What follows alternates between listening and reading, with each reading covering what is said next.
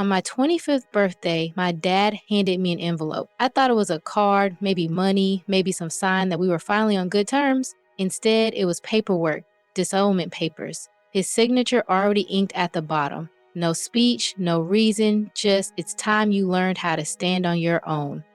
I didn't cry, not then. I just promised myself that one day he'd hear my name again, but from someone he'd never dare interrupt. The CEO. If you're interested in this jest, hit the like button, subscribe, and type interested in the comments, and I will give you a heart. Growing up, my dad didn't believe in birthdays. He said they were just reminders that you hadn't achieved enough yet. Every year, I'd still bake myself a cake, wrap a little gift, and pretend it didn't hurt that he never cared. By the time I turned 25, I had stopped expecting anything from him until he called. "Come home," he said. "We need to talk." The tone was cold, like a business meeting, not a father's invitation. After my mom passed when I was 17, he turned into someone else, hard, distant, obsessed with control. I should have known better, but a small part of me still hoped maybe, just maybe, he missed me. The house hadn't changed, same smell of polish and pride. He didn't look up when I walked in. "Sit," he said, flipping through papers. There was an envelope on the table with my name written neatly across the front. "What's this?" I asked. "A birthday gift," he replied, voice steady. I opened it, expecting maybe a card or some form of awkward peace offering. Instead, my stomach dropped. It was a formal letter, notice of disinheritance and disownment. I read the words twice, waiting for the punchline. "Dad," I said slowly, "what is this supposed to mean?" He didn't blink. "It means I'm done supporting you. You've made your choices. Art school, freelance jobs, chasing dreams instead of stability. I'm not funding failure anymore." "Failure?" I repeated. "I have a job." "As a designer?" He said like the word was dirt. "Making posters for cafes that shut down every 6 months. That's not a career." "It's a start," I said. "It's nothing," he cut in. "You've wasted enough time pretending creativity pays bills." I felt my throat tighten, but I stayed calm. "This is really what you think of me?" He finally looked up, eyes sharp and empty. "You've been living in my shadow long enough. I'm cutting you off. Sign the papers, make it official. You can play artist all you want, but not under my name." I stared at him, disbelief clawing up my chest. "You serious?" I whispered. He didn't flinch. "You'll thank me someday." "No," I said quietly. "Someday you'll regret this." His jaw tightened. "You always were too emotional. And you always mistook control for love," I said. He didn't respond. I stood, sliding the papers back across the table. "You can keep your name, your money, your pride. I'll build my own." His voice followed me as I turned toward the door. "You'll come crawling back." I stopped just long enough to say, "If I crawl, it'll be toward my own future." Then I left. Outside, the air was cold enough to sting, but it felt cleaner than the air inside that house. I sat in my car, staring at the papers. My birthday gift, legal proof that my father believed I was expendable. I could have torn them to shreds right there, but something in me, something fierce and quiet, folded them neatly instead.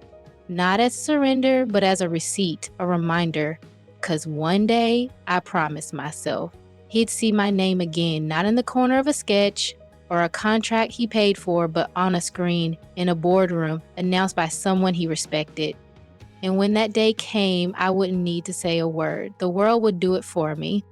The morning after my father handed me those papers, I woke up with a headache that felt like anger trying to escape. I didn't cry, not because it didn't hurt, but because tears felt like permission, and I wasn't giving him that. I made coffee in my tiny apartment, stared at the stack of sketches on my desk, and told myself one thing. If he thought cutting me off would break me, then breaking his expectations would be my revenge.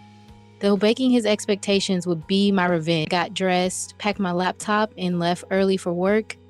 I worked at a small creative agency downtown, 5 employees, 1 creaky elevator, and a ceiling that leaked when it rained, but it was mine. The place where my ideas weren't dismissed, where my work actually mattered. My boss, Mia, was sharp, funny, and fearless.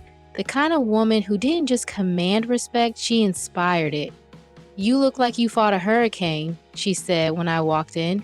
"Close," I replied. "Just my dad?" She raised an eyebrow. "That bad?" "He gave me disownment papers," I said. Her expression froze. "On your birthday?" "Yep." "Guess that's what happens when you choose design over finance," she sighed, shaking her head. "Then we're going to make sure your art pays better than his money ever did." That day, we were preparing for a massive presentation, a pitch for a multi-million-dollar corporate rebrand. The client was a global firm, the kind with glass offices and egos to match. If we landed this account, it would change everything. I'd spent the last month leading the design concept, late nights, no weekends, just coffee and determination. This was the kind of project my dad would have called a waste of time. I wanted to prove him wrong, not through arguments, but through excellence. The meeting was set for Thursday. Every detail mattered: colors, typography, emotion, because design isn't decoration, it's psychology. It's how people feel about what they see. I poured every ounce of frustration, rejection, and longing into those slides. Every word he'd ever used to belittle me became fuel. "You think art's a hobby?" I whispered to myself one night, staring at the glowing screen. Watch me turn it into a statement.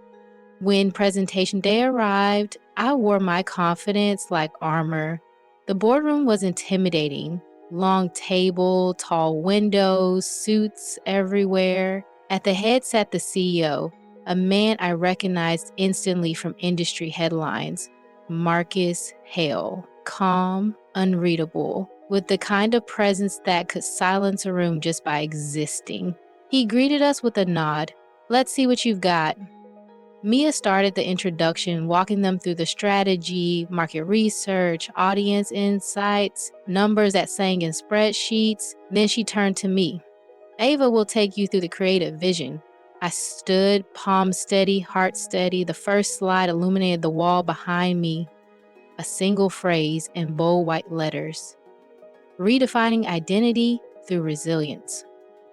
I took a breath and spoke. "We don't just design logos," I said. "We design legacies, because brands, like people, don't fail when they fall. They fail when they forget why they started." I clicked to the next slide. Clean visuals, layered textures, bold shapes that told a story. My story. Every frame, every color choice was deliberate. Strength in the steel gray palette, rebirth in the amber tones. The room went still. The CEO leaned forward slightly, and I felt it. The shift when people stopped listening out of obligation and started listening out of respect. When I finished, the silence stretched for a heartbeat too long. Then Marcus spoke. "Who led this concept?" Mia smiled. "Ava did." His gaze landed on me. "How long have you been with the agency?" 2 years, I said. "And how long have you been thinking like this?" His tone wasn't mocking, it was curious. "Since someone told me art doesn't matter," I replied. A few of the executives chuckled softly, but Marcus didn't. He nodded like he understood something deeper. "You're not wrong," he said. "The world underestimates creators until it needs them." When the meeting ended, Marcus stood and shook my hand. "Remarkable work," he said. "Expect a call soon." I thanked him, smiled, and stepped out of the room with my team. The second the door closed, Mia grabbed my arm. "You killed it," she whispered. "If we don't land this client, I'll personally set their office on fire." By the time I got home that evening, exhaustion hit like gravity. I changed into sweats, sat on the couch, and stared at my phone.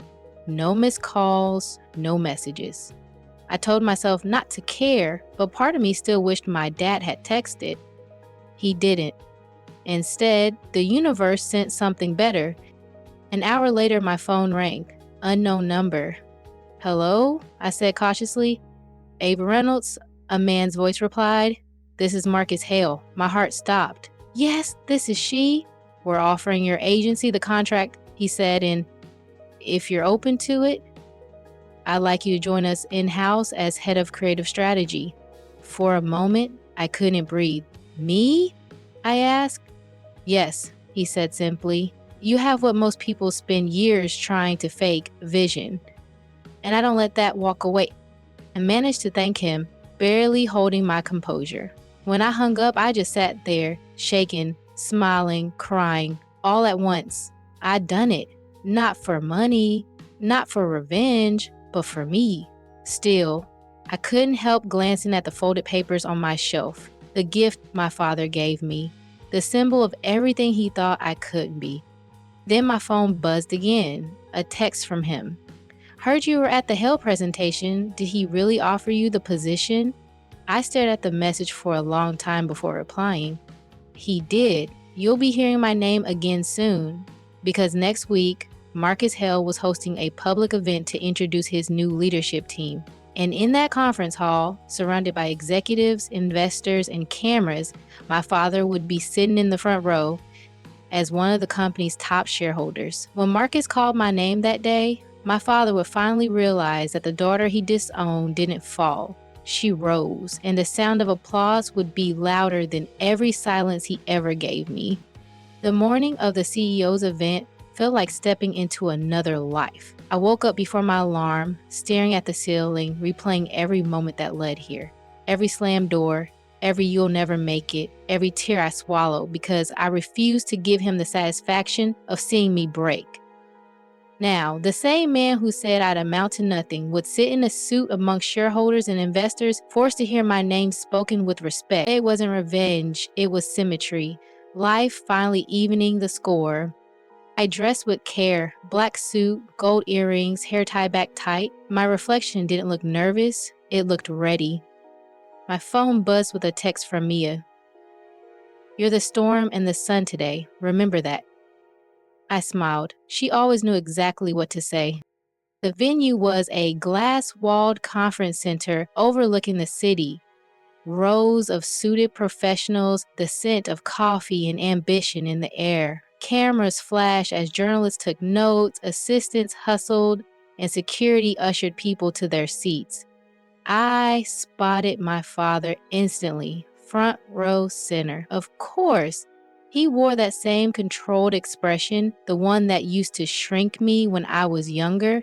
But this time, he didn't scare me. He looked smaller than I remembered, not in size, but in certainty, like someone who just realized the ground beneath him could move. Marcus Hale's voice echoed through the hall. "Today," he said, "we celebrate a shift, a creative rebirth." His words flowed effortlessly, commanding silence. He spoke about the company's new direction, about innovation, and then paused. "But vision," he said, "isn't born in boardrooms, it's forged in defiance." And that's why we're here, to introduce the minds behind our transformation. My pulse quickened. He began announcing names, executives, department heads, one by one. Applause filled the room each time. I could feel my father's impatience beside the clapping, that restless tap of his foot I knew too well. Then Marcus smiled. And finally, the creative heartbeat behind this new identity. "Please welcome our new head of creative strategy, Ava Reynolds." The sound of my name hit the room like a spark. The applause was instant, thunderous. Cameras flashed. I stood slowly, every muscle deliberate, every breath controlled. I walked toward the stage, heels clicking against marble like a metronome marking the rhythm of my redemption. I didn't look at my father yet. Not yet. I wanted him to feel the weight of my silence.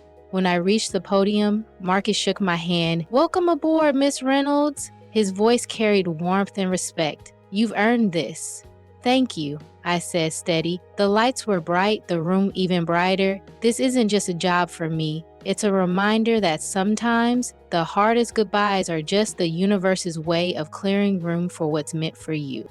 The audience murmured, moved. I saw heads nodding, hands clapping again. And finally, I looked down right at him. My father's expression was unreadable, his lips pressed tight. But I saw it, that flicker, pride and regret doing battle in his eyes.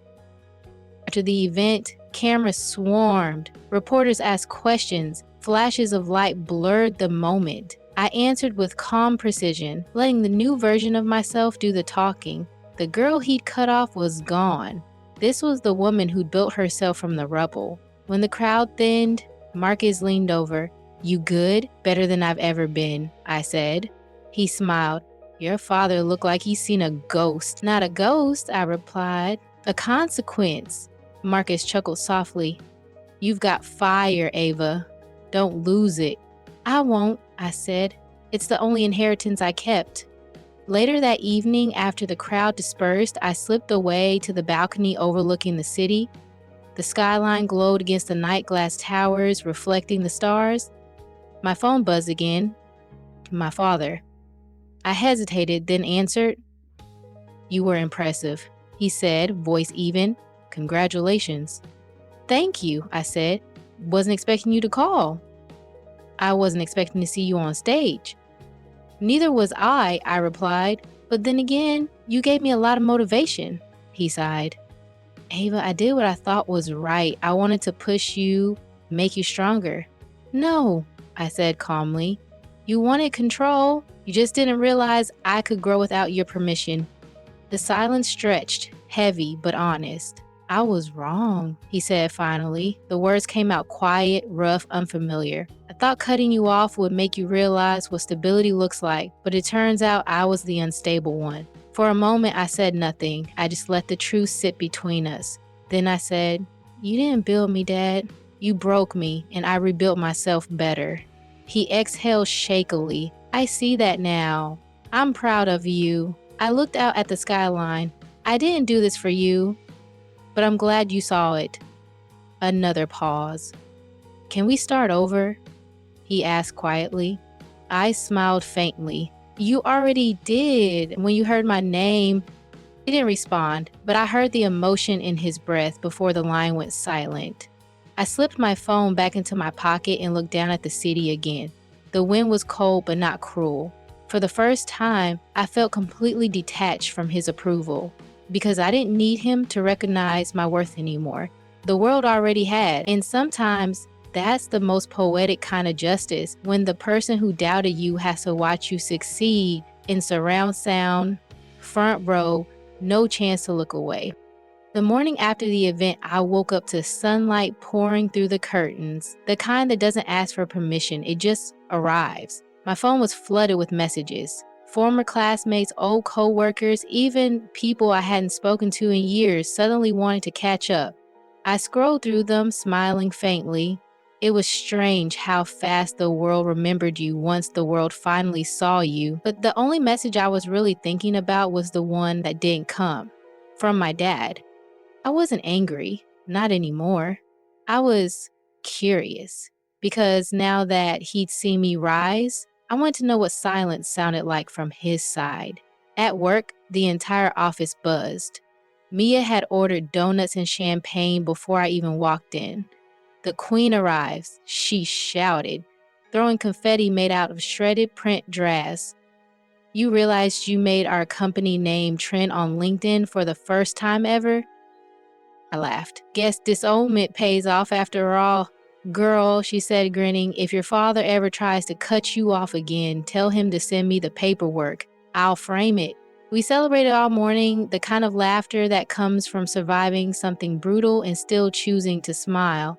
But amid the noise, my phone buzzed again. This time, it was an email from Marcus. The subject line read, "Follow-up opportunity." Inside, it was short and direct. "I'm heading to San Francisco for a board meeting. I'd like you to join. Bring your perspective and your courage." I stared at it for a full minute. Courage? That word lingered. It wasn't about design. It was about what was coming.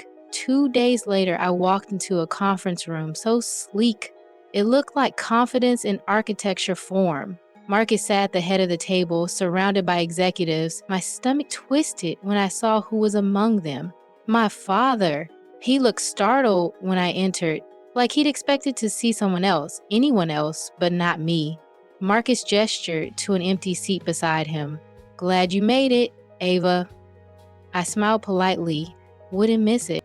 The meeting began, projections, reports, plans for expansion, and then Marcus turned the conversation towards something unexpected. I want to discuss a new partnership, he said, a creative consultancy that will handle all future internal branding. Ava will be leading it. There was murmuring around the table.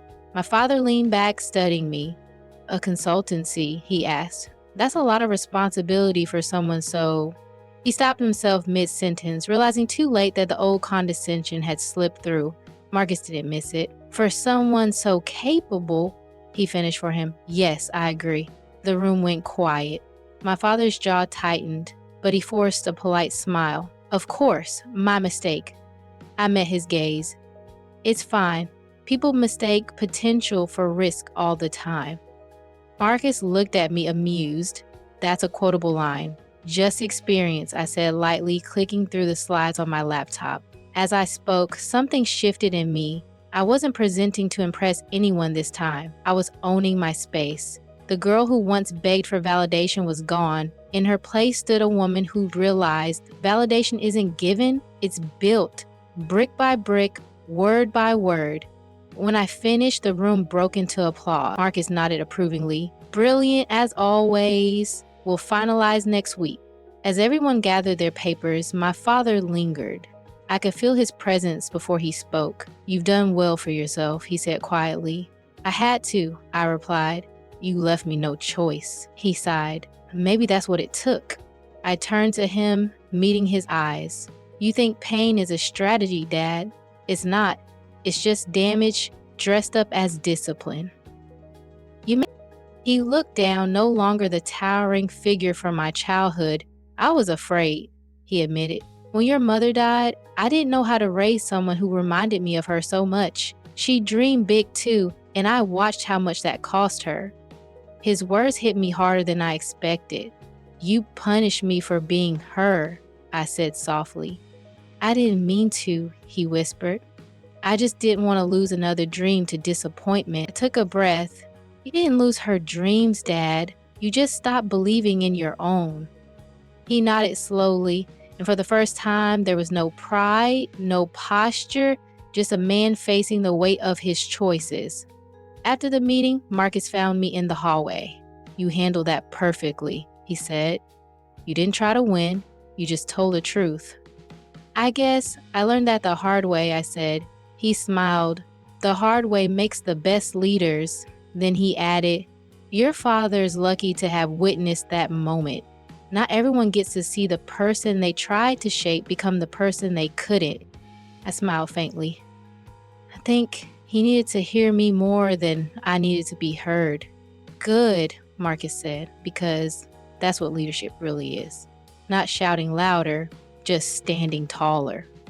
That night, I sat in my apartment, staring at the city lights. The Disownment papers were still tucked away in my drawer. I pulled them out, unfolded them carefully, and read them one last time. The words no longer hurt, they just looked small. I took a pen and wrote across the top, "Return to sender." Then I smiled, tore the papers in half, and dropped them in the trash because I realized something crucial. He didn't disown me that day. He freed me. And sometimes freedom doesn't arrive as a gift. It arrives as rejection wearing a suit and a signature. The next few weeks felt like standing in the middle of a sunrise you fought to earn. Everything I'd built was finally beginning to bloom. The consultancy Marcus announced took shape faster than anyone expected. Clients lined up, journalists called for interviews, and my name started appearing in headlines next to words like visionary, leader, creative force. It was surreal. Every time I saw it, a piece of the old me, the girl who waited for her father's approval, faded a little more. But success doesn't silence the past. It only turns up its volume in new ways. One evening, I got a message from my father. Short, direct. Dinner. I stared at it for a long time before answering. When? Tomorrow. 7 p.m., the old place. The old place. The same house I walked out of with disownment papers in my bag and fire in my chest. For a second, I almost said no. But curiosity, stubborn and restless, won. The next evening I drove there, the gate creaked the same way, the porch light flickered like it always did, but everything else felt smaller, like the house had aged without me. He opened the door before I knocked, dressed casually for once. No tie, no posture, no armor, just a man who looked more human than I remembered. "Thanks for coming," he said, his tone softer than before. "I was curious," I admitted. Like I said, he nodded toward the dining room. "I made your mother's lasagna." That stopped me. He hadn't cooked since she died. The smell hit me before I even stepped inside. Tomatoes, basil, something painfully familiar. We ate in silence at first, not the tense kind, but the cautious kind. The kind that tiptoes around years of unsaid things. Finally, he spoke. "I watched the interview," he said. "The one where you talked about resilience." I looked up and "You sounded like your mother," he said quietly, but stronger. "Maybe because I didn't stop when things got hard," I said. "I had to be both of you." He set down his fork. "I deserved that." I took a breath, steady and calm. "You did, but I didn't come here to hurt you." "Then why did you?" "Because sometimes closure isn't about forgiveness," I said. "It's about seeing the person who hurt you finally understand what they did." He leaned back, studying me. "You think I understand?" "Maybe not yet," I said. "But you're trying. That's something." He nodded slowly. "I don't expect you to forgive me, Ava." "I already did," I said, "a long time ago. I just didn't tell you because forgiveness isn't a performance. It's a decision." For the first time in years, his eyes softened. "I'm proud of you," he said again, this time like it cost him something to say it. "I know," I said simply, "but I'm prouder of me." That made him laugh, low and genuine. "Fair enough." After dinner, we sat on the porch, the air heavy with summer heat and old ghosts. He handed me a small envelope, white, neat, familiar. My stomach clenched for a second, but this time there was no fear. "Don't worry," he said. "No papers inside, just a letter." I opened it carefully. Inside was a single page, handwritten. "To my daughter, who taught me that strength doesn't always shout. Sometimes it just builds quietly until the world has to listen." Beneath that, he'd attached a clipping, a photo from a business magazine featuring me beside Marcus, captioned, "The woman redefining corporate creativity." My throat tightened. "You kept this?" "I bought every copy I could find," he said with a smile that almost looked shy. "You know, I used to think disowning you would keep you safe. That if I pushed you away, you'd stop chasing something uncertain. But all I really did was protect my own fear and call it discipline." I folded the letter carefully, my voice soft. "You thought cutting me off would make me stop needing your approval. It did. Just not the way you imagined." He nodded. "You don't need me anymore." "I still do," I said. "Just not to be proud, to be honest." For the first time in a decade, he laughed. Not bitterly, not sharply, just freely. "You got that from your mother?" he said. "I know," I replied. "It's the best inheritance I ever got." When I drove home that night, the city lights blurred through my windshield. I didn't feel triumphant. I didn't feel vindicated. I felt released, like a story that had finally told itself all the way through. At home, I placed his letter in a frame beside the only photo I had of the three of us, me, him, and Mom, taken when I was 5. For the first time, it didn't hurt to look at it. After, it just felt complete. The next morning, I walked into my new office, a corner suite overlooking the city skyline. The plaque on the door read, "Ava Reynolds, Head of Creative Strategy." I traced the letters with my fingers, smiling. Then I set his letter on the desk next to my favorite sketchbook, because that's where it all began. With a pencil, an idea, and the stubborn belief that art could speak louder than anger. And maybe that's what growth really is. Not proving someone wrong, but showing them what right looks like. The following month unfolded like a calm after a lifelong storm. Not the quiet that comes from nothing happening, but the kind that comes when everything finally makes sense. My life has shape now. The noise of doubt was gone. I was leading a team that believed in creativity the way I always had, as something sacred, something powerful, something that could rebuild even the parts of you that the world tried to tear down. Marcus trusted me more than anyone ever had in a professional setting. He'd walk into my office, hands in his pockets, grin sharp as ever, and say, "You've got the thing people can't be trained for, Ava. Instinct. Don't ever let anyone sand that down." I never told him this, but those words were the closest thing to paternal validation I'd ever needed. He never talked down to me, never tried to mold me, just gave me space to grow. The company thrived under our new direction. Our campaigns were everywhere: billboards, magazines, even a Super Bowl ad that left people talking for weeks. But beyond the recognition, something deeper shifted in me. I stopped chasing approval. I started building legacy. Then one Friday afternoon, Marcus called me into his office. "Close the door," he said. I did. He handed me a folder. "We're opening a new division, one focused entirely on mentoring young creatives from underrepresented backgrounds. I want you to run it." My eyes widened. "Me?"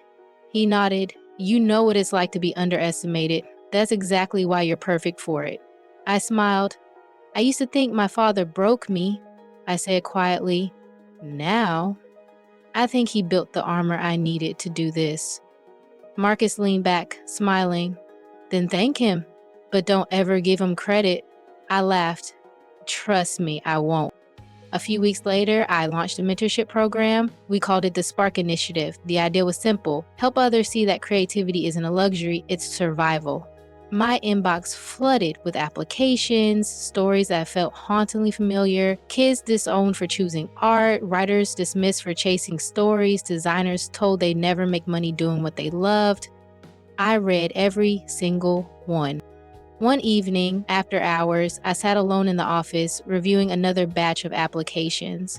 The city glowed beneath me, and I thought of my father. On impulse, I picked up my phone and called him.